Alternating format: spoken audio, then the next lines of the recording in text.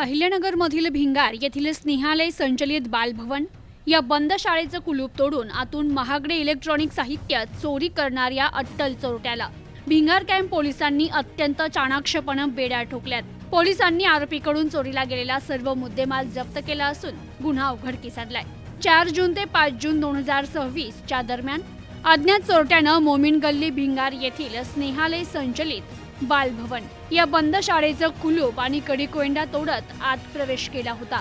चोरट्याने शाळेतील तोशिबा कंपनीचा 42 इंची टीव्ही, इंटेक्स कंपनीचा स्पीकर आणि गोल्डन रंगाचा माईक असं साहित्य चोरून नेलं होतं। या प्रकरणी अंजुम शेख यांनी दिलेल्या फिर्यादीवरून भिंगार कॅम्प पोलीस स्टेशनमध्ये गुन्हा दाखल करण्यात आला होता।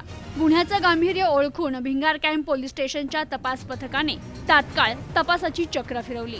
तांत्रिक विश्लेषण आणि गोपनीय माहितीच्या आधारे पोलिसांनी संशयित आरोपी साहिल काकडे याला ताब्यात घेतला। सुरुवातीला त्यानं पोलिसांना उडवाउडवीची उत्तरं दिली, मात्र पोलिसांनी त्याला अधिक विश्वासात घेत कसून चौकशी केली असता त्यानं चोरीची कबुली दिली आणि चोरलेला सर्व माल पोलिसांच्या स्वाधीन केलाय।